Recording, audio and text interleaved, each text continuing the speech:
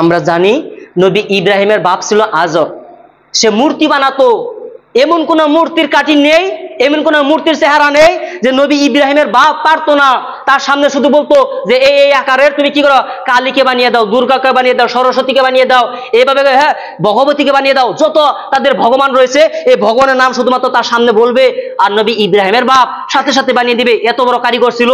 এই কারিগর যেদিন কিয়ামতের দিন হাজির হবে, ঠিক এমন সময় দেখবে যে আপনার মূর্তি বানাতো, মূর্তি বানানোর কাতার সামনে থেকে দলে দলে জাহান্নামে যাচ্ছে।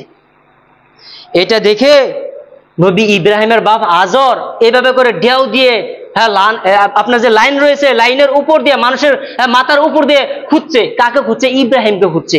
যখন দেখছে ওই যে ইব্রাহিমকে দেখা যায়, দৌড়িয়ে লাইন ক্রস করে মানুষকে ধাকিয়ে ভেঙে ইব্রাহিমের কাছে গিয়ে উপস্থিত, ইব্রাহিম আমাকে চিনছ? আমি কি তোমার বাপ? বলছে আপনাকে আমি চিনবো না মানে? আপনি আমাকে জন্ম দিয়েছেন, আপনি হচ্ছেন আমার বা আজার, আপনাকে চিনবো না একটি কথা বললেন? আমি আপনাকে চিনছি। তখন বলছি ইব্রাহিম তুমি দুনিয়াতে আমাকে বহুত হেদায়েত করেছো, তুমি বলেছিলে হে আমার পিতা, আমার কাছে আল্লাহ সুবহানাহু ওয়া তাআলা এমন জ্ঞান দিয়েছে যে জ্ঞান আপনাকে দেন নাই, কাজে আপনি আমার অনুসরণ করেন, আপনাকে সহজ পথ দেখিয়ে দিব। তুমি বলেছিলা ইব্রাহিম আমি তোমার কথা শুনি নাই, আজ দেখছি আমার সামনে থেকে সকলে জাহান্নামে যাচ্ছে, আমি জানি আমিও জাহান্নামে যাব, আজ তুমি আমাকে বাঁচাও।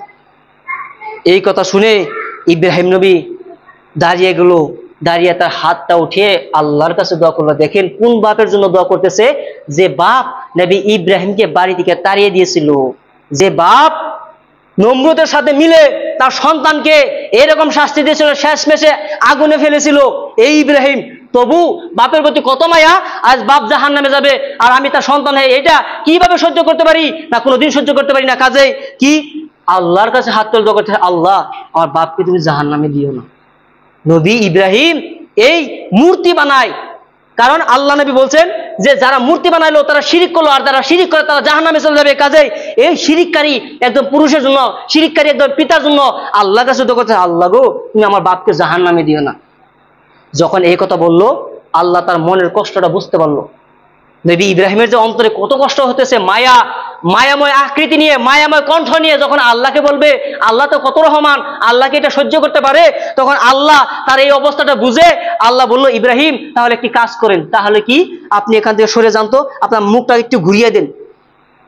তো মুখটা ঘুরিয়ে দিল। তো নবী ইব্রাহিমের যে বাপ রয়েছে, এই বাপের জায়গায় দেখা গেল একটি ঘাও থাকা, চামড়া উঠানো একটি আপনার হয় শিয়াল, নাহলে কুকুরের মতন একটি জানোয়ার হয়ে গেল। তখন ফেরেশতা এসে বলছে আপনি মাথাটা ঘুরিয়ে দেন তো। তখন বলছে আপনার সামনে এটা কি? বলছে এটা হয় কুকুর হবে, না হলে শিয়াল হবে। শিয়ালের মতন তো কিছু দেখা যাচ্ছে, যার শরীরে ঘা ভরে আছে, তার শরীরে মানুষ দেখে টাচ করতে মন চাবে না, কেন এত দুর্গন্ধ তার শরীর দিয়ে বের হচ্ছে। তখন ফেরেশতা এটা নেজ ধরে ঘুমিয়ে 200 কিলোমিটার যে জাহান্নাম, ওই জাহান্নামের ভিতরে নিক্ষেপ করবে। নিক্ষেপ করার পরে বলবে বলেন তো কাকে জাহান্নামে ফেলা হলো? তখন বলবে এটি হচ্ছে কুকুর।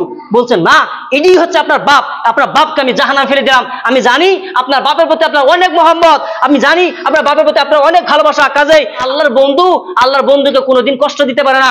কাজেই আমি আপনার বাপকে কুকুর বানিয়ে জাহান্নামে ফেলে দিলাম, যাতে করে আপনার বাপকে জাহান্নামে গেতে আপনার কষ্ট না হয়। দেখেন এই বাপের জন্য আল্লাহর কাছে দোয়া করে, কেন? বাপের প্রতি মায়া।